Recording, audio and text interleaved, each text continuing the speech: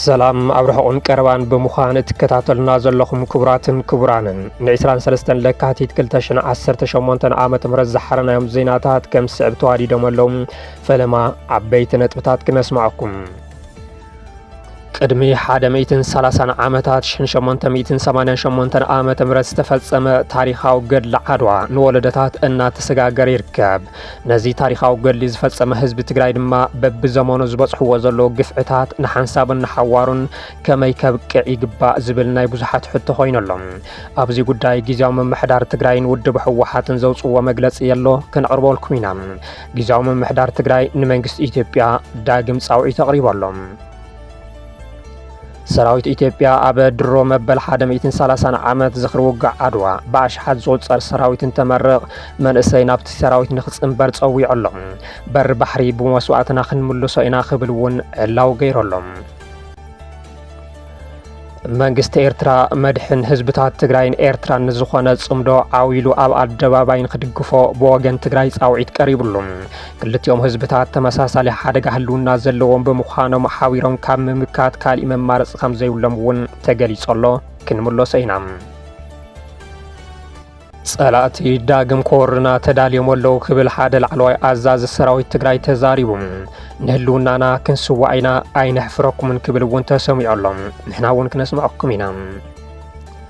ጉዳይ ማእኸላይ ምብራቕ ናብ ዝተሓላለኸ ኩነታት ተሸጋጊሩ ይርከብ። ልዕሊ 48 ወሰንቲ መራሕታት ሰኣነት ኢራን ሰፊሕ ወፍሪ መጥቃዕቲ ጀሚራላ። ጽዮናውያን ከይጠፍኡ ኣይድቅስን ክትብል እውን ኢራን ተሓንያላ።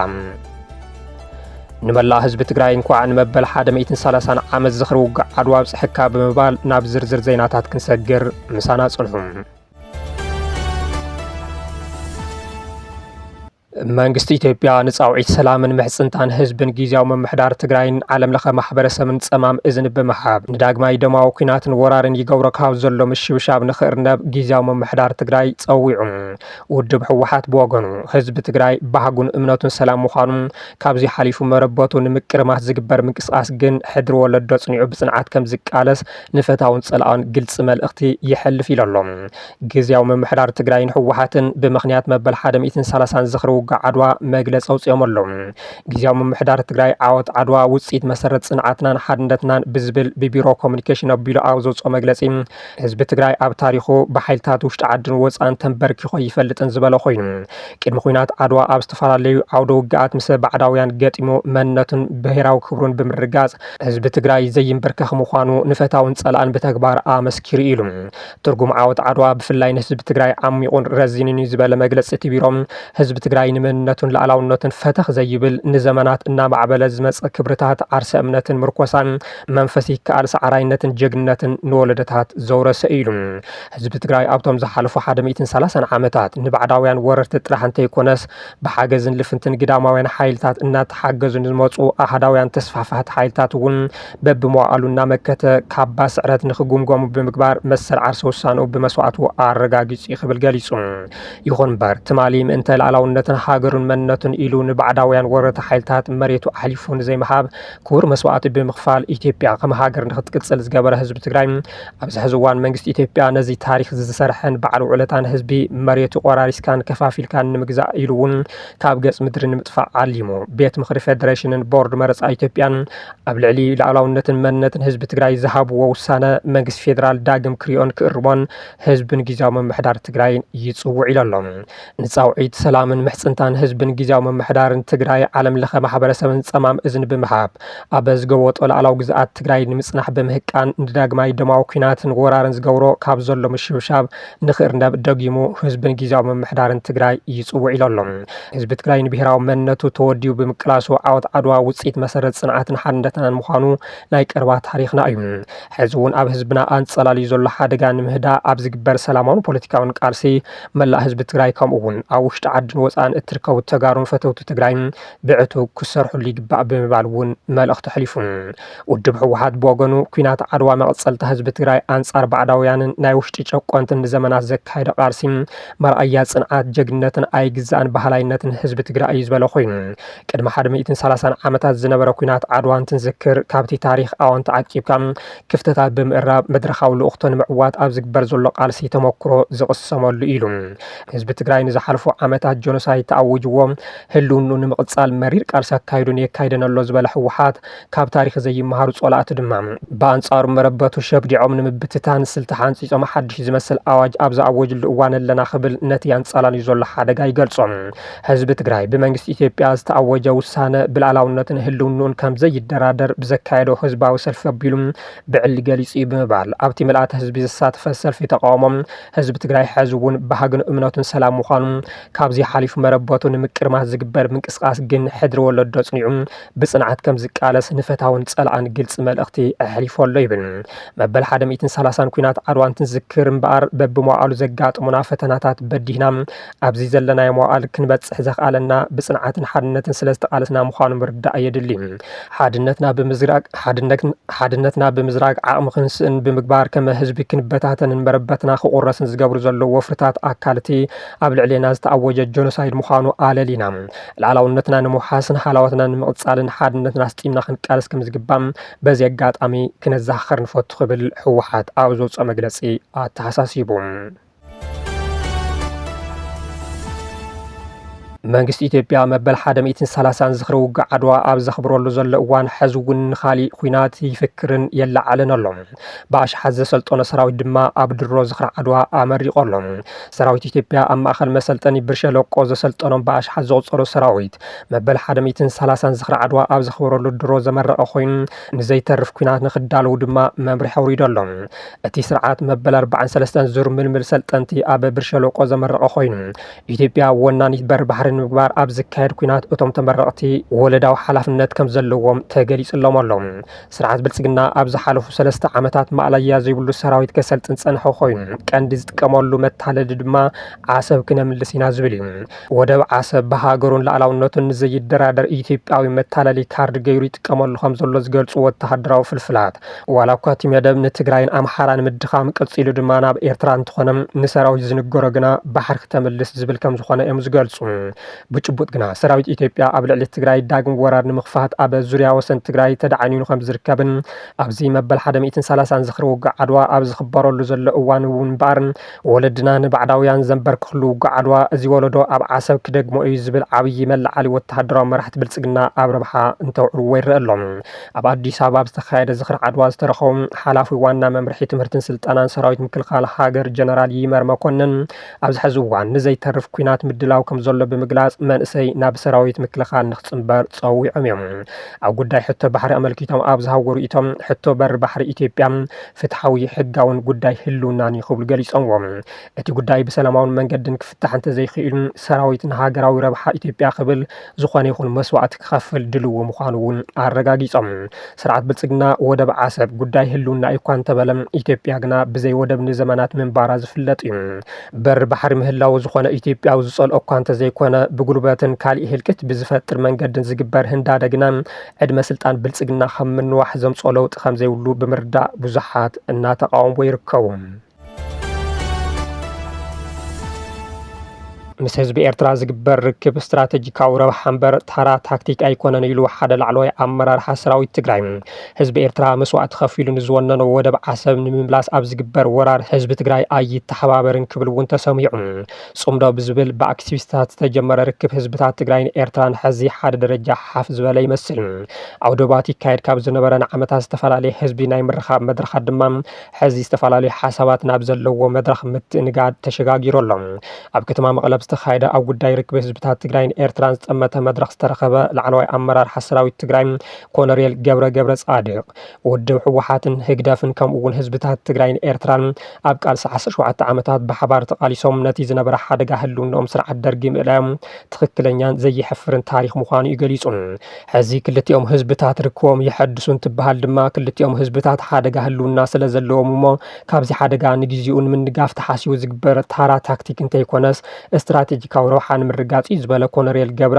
እዚ ግና መንግስቲ ኤርትራ ብመንግስቲ ኢትዮጵያ ተዓዲሙ ኣብ ልዕሊ ህዝቢ ትግራይ ዝፈጸሞ ገበን ጀኖሳይድ ብምድሳስ ክኸውን ከም ዘይግብኦ ይገልጽ። እዚ ኣብ መንጎ ህዝብታት ትግራይን ኤርትራን ዝፍጠር ርክብ ምርጋጽ ምስ ህዝብታት ዓፋር ኮነ ኣምሓራ ክግበር ዝግብኦም ህዝቢ ትግራይ እፎይታ ንኽረክብ ዝግበር ሕርያ ሰላም እምበር ምእንታን መድሕን ህግደፍን ሕወሓትን ተባሂሉ ዝግበር ተገይሩ ክውሰድ የብሉን ክብል እውን ይምውት። ህዝቢ ኤርትራ ብመስዋዕቱ ዘረጋገጾ ወደብ ዓሰብ ንምምንጣል ኣብ ዝግበር ሽርሒ ኣመራርሓ ትግራይ ዝወሰዶ መርገ መርገፂ መትከላዊ ብምባል አንጻር ህዝብታት አምሓራን ኤርትራን ንምውጋእ ዘይተፈሓሰ ውዲት ከም ዘይነበረ እውን አረጋጊጹ ኤርትራውያንን ተጋሩን ዝተባእስሉ ውግእ ግን አይነበረን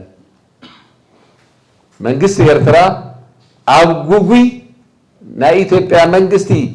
ናይ ውግእ ፖሊስ አትዩ ዝነበረ ቂም ንምውፃእ ኢሉ ጆኖሳይድ ኣብ ትግራይ ተፈጺሙ እዩ እዚ ግዜ እንትህሉ ዝርሳዕ ኣይኮነን ዝሕተተሉ ክሕተተሉ ፖለቲካ ግን ሕዚ ዘለና ዋኒን ግን ኣብ ናይ ህልውና ሓደጋ ወዲቕና እንተለና ምሕዝነት ህዝቢ ኤርትራን ህዝቢ ትግራይን የድልን ትንብል ተለና ግን ተራ ታክቲክ ኣይኮነን ተራ ብኡ ክንጥቀም ካብ ምድላ ኣይኮነን ሓጋዚ ፕሮፌሰር አብርሃ ተኽሉ ክሳብ ሕዚ ዝተጠቐምናሉ መንገዲ እኹል ኣይኮነን ብውልቀ ሰባት ኣብቲ ናብዝን ዝግበር ዘሎ ፃዕሪ ብደረጃ መንግስታት ክኸውን ከም ዘሎ ብምሕባር እዚ ድማ መንግስቲ ኤርትራ ኮነ መንግስቲ ትግራይ ዝመፀሉ መንገዲ ብዘይ ምሕረት ክግምግሙ ኣለዎም ይብል ህዝቢ ትግራይ እንተይኮነስ ህዝቢ ኤርትራ እውን ጆኖሳይድ ከም ዝተኣወጆ ዝገልጽ መምህር አብርሃ ተኽሉ በዚ ህዝቢ ኤርትራ 3 ሚልዮን እዩ ኢትዮጵያ ድማ በብዓመቱ 3 ሚልዮን ህዝቢ እትውስኽ ሃገር እያ ስለዚ እዚ ህዝቢ ክወልዐኩም ይኽእል እዩ ዝብል ኣባህላ መበገስ ይገበን ጆኖሳይድ ከም ዝኾነ ይዝገልጽ ጆኖሳይድ ህዝቢ ትግራይ እውን 95 ሚልዮን 5 ሚልዮን እናተባሃለ ከም ዝተጀመረ ብምዝኽኻር ወዮ አንዚዝና እንደንዚዝና ንበርኮ ጆኖሳይድ ህዝቢ ኤርትራ እውን ተኣውጅ ኮይ ህዝቢ ኤርትራ 3 ሚልዮን ይኾን በዝሑ ኢትዮጵያ 3 ሚልዮን ተወልድያ ስለዚ በዚ ጌርካ ጥፊኻ ተዓድም ቁጻር ይካል እውን ኮይ ተባሂሉ ከምዚ እናተባሃለ እናተዘረብካ እንታይ ኢኻ ትገብር ዘለኻ እዚ ስርዓት እዚ ከዓ ብባህሪኡ ዘይቀየራ ነገር ዝገብራ ይዛረባ በቃ ይሕብል ጭፍጭፎኩም ይኸጥፎኩም ይብል ይጭፍጭፍ ኖታት ተበኺያኺን ይብል ይብኪ ህዛዓጥፎኩም ይብል ዓይን ብጨው ዝሓጽፈ ስለዚ እንታይ ዓዚሙ ከም ዝሓዘና ኣነ ክርደኒ ኣይከኣለን መንግስቲ ኤርትራ እዚ ክርድኦ ክኽእል ኣለዎ ዝመፆ መንገዲ ክግምግም ኣለዎ ብዘይ ምሕረት احنا እውን ክንግምግም ኣለና ገለ ተናሓናት ውድባት ፖለቲካዊ ነቲ ኣብ መንጎ ህዝብታት ዝግበር ዘሎ ርክብ ከም ዝድግፉ የረጋግጹ ኣቦ መንበር ባይቶና ኪዳነ ኣመነን ኣቦ መንበር ዓሲምባ ዶሪ ኣስገደሞን እውን መዋጾ ህዝብታት ትግራይን ኤርትራን ብሓባር እንትሰምሩ ምዃኖም ይገልጹ መንግስቲ ኢትዮጵያ ህዝቢ ትግራይ ምስ ህዝቢ ኤርትራ ንኽጋጮ ደብ ክሕሊ ዝግብኦ ሰራዊት ኢትዮጵያ ሰላሕ ኣቢሉ ከም ዘውፅኦ ዘዘኻኽሩ እቶም ተሳተፍቲ ህዝቢ ትግራይ ሕዚ ምስ ህዝቢ ኤርትራ ርክባት ምጅማሩ ካብ ጎነፅ ወፅኣ ኮይኑ ተዓጽዮም ዝነበሩ መንገድታት እውን ክሳብ ምኽፋት በፂሖም እዮም ይብሉ ምስ ህዝቢ ኤርትራ ይኹን ህዝቢ ኣምሓራ ተጀሚሩ ዘሎ ርክብ ብዙሓት ተጋሩን ኤርትራውያንን ብዓውይ ድማ ኢትዮጵያውያን እንትቃወምዎ ይስማዕ ዋላ እኳ እቲ ሓደ ብገርሁ እቲ ሓደ ብጉርሑ ከም ዝበሃል እንትኾነ ህወሓት ኣብ ልዕሊ ህዝቢ ትግራይ ጆኖሳይድ ምስ ዝፈጸመ ሻዕብያ ጽምዶ ምፍጣሩ ገበንን ናብ ካሊእ ኩናት ዘእትኑ ብምባል ኣብ ትግራይ ዝርከቡ ገለ ተቃወምቲ ይኹኑ ኣብ ኣዲስ ኣበባ ምስ ስርዓት ብልጽግና ዝተጣበቁ ተጋሩ እናተቃወምዎ መጽኦም እዮም እቲ ፖለቲካዊ ሽርሒ ገዲፍካ ጽምዶ ዝበሃል ዘሎኮ ብወገን ህወሓት ጥራሕ እምበር ብወገን ሻዕብያ ድልየት የለን ሻዕብያ ንኸይውረር ትግራይ ቤዛ ንምግባር ዝግበር ዘሎ ፖለቲካዊ ሽርሙጥና እዩ ዝብሉ እውን ኣይተሰኣሉን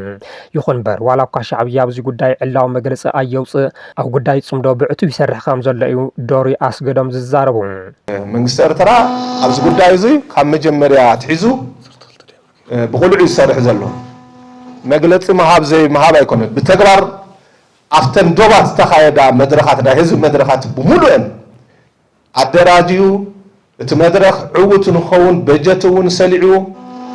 ይሰርሕ ዘሎ መንግስቲ ኤርትራ እዩ ካብ ህዝብን ህዝቢ ርክብ ናብ ስትራቴጂ ጉዳያት እውን ክዓቢ ኣለዎ ክሳብ ወታደራዊ ምትሕግጋዝ እውን ክኸይድ ኣለዎ ዝኾነ ኮይኑ ስርዓት ብልጽግና ነቲ ሕዚ ተዋሳዊሱ ዘሎ ጽምዶ ሰሜናውያን ከም ዓብዪ ስግኣት ከም ዝቆጥሮ ዝሕባእ ነገር ኣይኮነን እዚ ንምብልሻው ድማ ብዙሕ ነገር ሰሪሑሉ እዩ ዳሕሪ ወተደመርቲ ተጋሩ ጽምዶ ኩናት ዝወልድ እዩ ብምባል ህዝቢ ትግራይ ብጥርጣረ ንኽምልከቶ ብዝተዋደደ መንገዲ ናይ ሚድያ ፕሮፓጋንዳ ይገብሩሉ ኣለዉ ስርዓት ብልጽግና ድማ ነቲ ዝተጀመረ ርክብ ክሕርፍፈለ ይኽእል እዩ ዝበሎ ሽርሒ ኩሉ እናሰርሐ መፁ እዩ ኣብ ዝሓለፈ መድረኽ ፓርላማ ቀዳማይ ሚኒስትር ኣብዪ ኣሕመድ ህወሓት ኣብ ውሽጢ ክልል ኣምሓራ ዝሰርሖ ግፍዒ ንምእማኑ ዘጸግም እዩ ሰራዊት ኤርትራ ኣብ ትግራይ ኣትዩ ንጹሃት ጨፍጭፉ ንብረት ጉሒሉ ኣነ ህዝበይ ኣይተበሳብሰለይ ስለ ዝበልክዎ ተባኢስና ምዋሎም ናይ ዝሽርሒ ሓደ ኣካል ምዃኑ ዝፍለጥ እዩ ጸላእትና ዳግም ኮርና ተዳልዮም ይመጸሎ ክብል ጀነራል ዮሐንስ ወልደ ጊዮርጊስ መዲድ ተዛሪቡ ሰራዊት ትግራይ ህሉና ህዝብ ትግራይ ንመሓስ ኩሉ ነገር ከም ዝገብሩውን አረጋጊጹ አውዝዋዶ ትግራይ ምስ ህዝቢ መቻረ ንመዛዘም ወፍር ዕቀባ ሐመድን ማይ መሰረት ገይሩ መደረዘስ አዛዝ ግንባር ደቡብ ጀነራል ዮሐንስ ወልደ ጊዮርጊስ መዲድ ህዝቢ መቻረ አዋን ብረታው ቃስ 17 ዓመታት ኮነም ኣብቲ ናይ ሕዝመ ኸተም ግንባር ቀደም እጃም ምጽዋት ብምሕባር ጽንዓትን ሓቦን ካብቲ ህዝቢ ምስናቕ የድሊሉ ሓድሽ ወለዶ ጽንዓትን ሓቦን አያታቱን ኽወርስ ምግባር ናይቲ በዓል ታሪክ ህዝቢ ሓላፍነት ከም ዝኾነ ነዚ ድማ ዓበይቲ ወለዲ ዝለዓለ እጃም ከም ዘለዎም ዝገለጸ ጀነራል ጆን መዲድ ነዚ ህዝቢ እዚ ህልውና ክኸፍል ዝግብኦ መስዋዕቲ ክንከፍል ኢና ኣይንሕፍረኩምን ክብል እውን አረጋጊጹሎም ኣይንሕፍርን ዕላማና ከዓ ሳዕ መጨረሻ ክንሳኸዕ ኩሉ ነገር ክንገብር ኢና ጸላት ህዝብ ትግራይ ንውስናት ብምትላል ናብ ዓፋር ኮጽ ብምግባር ንህዝብና ተመሪሱ ንኽወግእ ይገብረለው ዝበለ እቲ ጀነራል እዚ ድማ ህዝቢ እቲ ከባቢ ምስ ደቁ ሰራዊት ትግራይ ኮይኑ ከም ዘፈሸሎ ይሕበር ካብዚ ዝሓለፈን ዝለዓለ ሓደጋ ህዝቢ ትግራይ ግና ኣፈላላይና ብምጥቃም ንህዝብና ክብቱን ምስ ተበተነ ድማ ኣትዮም ከም ድላዮም ክገብርዎ ብሰፊሑ ይሰርሑ ኣለዎም እዚኣ ትምከት ከዓ ስጡም ሓድነት እንትፍጠር ይኽብል ጀነራል ጆን መዲድ መልእኽቶም መሓላሊፉ በብግዚኡ ዝመጸና ዘሎ መከራ ምስዘለና ጂኦግራፊያዊ አቀማምጣ ምስዘለና ናይ ከባቢ ኩነታት ሁሉም ጸላእትና ጠመተ ህይወም ኩረት ህይወም በብግዚኡ ትንኩስና አለው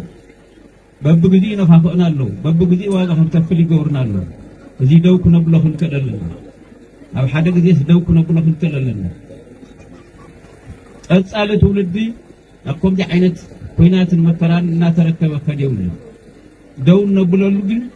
هذا حدنا يا علامات نحنا نصاب زقباء تقبيرنا نصانا في زمصح تمصحنا طرحي زي اخر صح زخيل تحدث تولدي ጉዳይ ማእኸላይ ምብራቅ ካብ ዝተሓሰበን ላዕሊ ይተሓላለኸሎም ኣሜሪካን እስራኤልን ልዕሊ 48 ፖለቲካውን ወተሃደራውን መራሕቲ ኢራን ኣጥፊእና 9 መርከባት ሓይል ባሕሪ ኢራን ናብ ባሕሪ ንኽጥሕላ ጌርና ወተሃደራዊ ማእኸላት ኢራን ደምሲስና እኳ እንተበላ እቲ ጉዳይ ግና በዚ ዘብቅዕ ይመስልን ካብ ቴል አቪቭ ክሳብ ባግዳድ ካብ ዱባይ ክሳብ ሪያድ ካብ ባህሬን ክሳብ ዮርዳኖስ ካብ ዶሃ ክሳብ ኩዌት ቴክኖሎጂ ዝወለዶ ነበልባል ይልብልበነሎም ካብዚ ሓሊፉ ድማ ኢራናውያን መራሕቶም እናሰ እናተጨፍጨፉውን ንኽብሮምን ዓዶምን ሕዝቡን ኢዶም ዘይው ምዃኖም ዘመስከሩ ሰፋሕት መጥቃዕትታት የካይደሎም ድሕሪ ምቕታል ኣያቶላህ አሊ ሃማኒ ኢራን ኣብ ልዕሊ እስራኤልን ባግዳድን ዝርከቡ ወተሃደራዊ ማእኸላት ኣሜሪካ ከምኡውን ኣብ ልዕሊ ተሸካሚት ነፈርቲ ውግእ ዝኾነት መርከብ አብርሃም ሊንከን ዝፈጸመቶ መጥቃዕቲ እንትርአ እቲ ጉዳይ ብቐሊሉ ከም ዘይዛዘም ጥራሕ እንተይኮነስ ኣብ ኢራን ጥራሕ ከም ዘይሕፀር ዘርኢ ኣጋጣሚ ኮይነሎም ካብዚ ሓሊፉ ግና ንሞሳድ ክስልል ዝተጣየሸ ሕቡእ ጉጅለ ስለያ ኢራን ባዕሉ ብሞሳድ ይምራሕ ነይሩ ምባሉ ላዕለዎት መራሕትን ኣዘዝትን ኢራን ኣኺባን ትገብሩ እስራኤልን ኣሜሪካን ብግልጽ ክፈልጡ ዝኽኣሉ መንገዲ እንትቃላዕ እቲ ጥንካረ ኣብ እስራኤልን ኣሜሪካን እንተይኮነስ እቲ ጸገም ኣብ ውሽጢ ኢራናውያን ምዃኑ ቁልጭ ኣቢሉ ኣመስኪሮሎም ብዛዕባ ቅትለት ኣያቶላህ ሃማኒ ኣብ ህንዲ ዝርከቡ ኢራናዊ ዶክተር አብዱል መጂድ ሓኪም ኢላሂ እንትገልጹ ኣያቶላህ ሃማኒ ኣብ ጽሕፈቱ ስለ ዝነበረ ካብቲ ቤት ጽሕፈቱ ናብ ካልእ ከተማ ንኽቕይር ብዙሕ ግዜ ብሓይልታት ጸጥታ ተሓቲት እዩ ንሱ ግና ፍቃደኛ ይኮነን 9 ሚልዮን ኢራናውያን ናብ ካልእ ከተማ ከተጓዓዙ እንተኽኢልኩም ብድሕሪኡ ኣነ ክጓዓዝ ይኽእል እየ ዝብል ዝገርም መልሲ ምሃቦም ይገልጹ ከምኡውን ኣብ ትሕቲ መሬት ውሕስ ዝኾነ መዕቆቢ ክስርሐልካ እንትብልዎም ንኹሎም ኢራናውያን ዝኸውን ትሕቲ መሬት እንተደኣ ክትሃንፁ ክኢልኩም ኣሽዑ ኣነ እውን ከኣቱ ይኽእል እየ ብምባል ካብ ቤት ጽሕፈቶም ንክወፁ ድልው ከም ዘይነበሩ ዝሓበሩ ዶክተር አብዱል መጂድ ኣብኡ ብምጽንሖም ድማ ንግሆ ነፈርቲ ስርዓት ጽዮናውያንን ኣሜሪካን ንቤት ጽሕፈቶም ኣጥቂዐን ንሱን በዓልቲ ቤቱን ገለ ደቂ ስድርኡን ተፈልዮም ክብሉ ንጽንዓት ኣያቶላህ ሃማኒ ምስክርነት ሂቦም ሕዚ ኢራን ንሃማኒ ሓዊሱ ብርክት ዝበሉ ወሰንቲ መራሕቲ ሲኢና ትርከብ ቅልውላው ማእኸላይ ምብራቅ ግና ናብ ሓድሽን ዘስካሕኸን ምዕራፍ እናተሰጋገረ ይርከብ ፕሬዝደንት እስላማዊት ሪፐብሊክ ኢራን ማሱድ ፓዚኪስታኒ ንቅትለት ላዕለዋይ መራሕቲ ሃገር ኣያቶላህ አሊ ሃማኒ ስዒቡ ኣብ ዝሃወሩ ኢቶም ነቲ ተግባር ዓብይን ከቢድን ገባን ብምባል ብትሪ ኾኒኖምዎም እቲ መጥቃዕቲ ኣብ እስላማዊ ዓለምን ታሪክ ኣስላም ሸይዓን ዘይርሳዕ ፍጻመ ምዃኑ ሓድሽ ታሪክ ታሪኻዊ ምዕራፍ ዝኸፍት ከም ዝኾነን እውን ኣጠንቂቖም ኣለዉ። ንጹህ ደም እቲ ዓብዪ መራሒ ከም ሓያልን ዘይውዳእን ዓይኒ ማይ ክውሕዝ እዩ። ንዓመታት ዝጸንሐ ወፃዕን ገበንን ኣሜሪካውያንን ጽዮናውያንን ክድምሰስ ይኽእሉ እውን ተሓንዮም ኣለዉ ፕረዚደንት ማሱድ ፓዛኪስታን እዩ። ቅድሚ ኣዋርሕ እስራኤል ኣብ ዘካየደቶ ናይ 12 መዓልትታት ወፍሪ ክቕተሉ ዘይከኣሉ ኣያቶላ ሃማኒ ሕዚ ብሃንደበታዊ መጥቃዕቲ ናሓዋሩ ተሰናቢቶም ኣለዉ። እዚ ድማ ኣሜሪካውያን ድርድር ብዝብል ሸፈጥ ኣዘናጊዖም ዝፈጸምዎ ከም ዝኾነ እዩ እናተገለጸ ዝርከብ። ፕረዚደንት ትራምፕ ዋላ እኳ ኣብ ልዕሊ ኢራን መጥቃዕቲ ከም ዝፈጽሙ ይሕነዩ እንተነበሩ ብኦማን ዝምራሕ ድርድር ኣብ ጀኔቫ ንክካየድ ብምግባር ኣብ ዝሐሸ ምርዳእ ተወፂሑ ዝብል ዜና እየስርሑ ነይሮም። ብተግባር ግና ስርሖም ይሰርሑ ከም ዝነበሩን ላዕለዎት መራሕቲ ኢራናውያን እንተይተረፉ ዓሲቦም ነቲ ጉዳይ ከም ዝፈጸምዎን እዩ ሕዚ ዝወፁ ዘሎ ሓበሬታታት ዝሕብሩ። በቲ በለበቲ ኣዋጅ ሓዘን 40 መዓልትታት ዝኣወጀት ኢራን መጥቃዕታ ኣስፊሓ ኣብ ኢራቅ ኣብ ልዕሊ ዝርከብ ወተሃደራዊ ማእኸል ኣሜሪካ ዝደብደበት እንትትከውን ነታ ብሽም ኣብርሃም ሊንከን እትፍለጥ ነፈርቲ ውግእ ዝፀዓነት መርከብ እውን ብ4 ሚሳኤላት ከም ዝደብደበታ ዕላው ገይራላ። ኣብ እስራኤል እውን ከበድትን ተኸታተልትን መጥቃዕታት እትፍጽም ዘላ ኢራን ዋላ እኳ ምስ ትራምፕ ንምዝራብ ፈቃደኝነት ኣርያ እንተተባሃለ እቲ ጉዳይ ግና በቐሊሉ ዝሃድእ ኣይመስልን። ምዕፃብ ወሽመጥ ሆርሙዝ ኣብ ዕዳጋ ዓለም ዋጋ ነዳዲ ንኽንህር ብምግባር ኣብ ቁጠባ ዓለም ዝለዓለ ጽልዋ ምሕዳሩ ከም ዘይተርፍ እውን እናተገለጸ ይርከብ። ክቡራትን ክቡራንን ናይ ዝዕለት ዜናታት ኣብዚ ፈጺምና ኣለና። ስለ ዝተኸታተልኩምና ብምስጋን ኣብዚ ክንፍለየኩም ሰላም።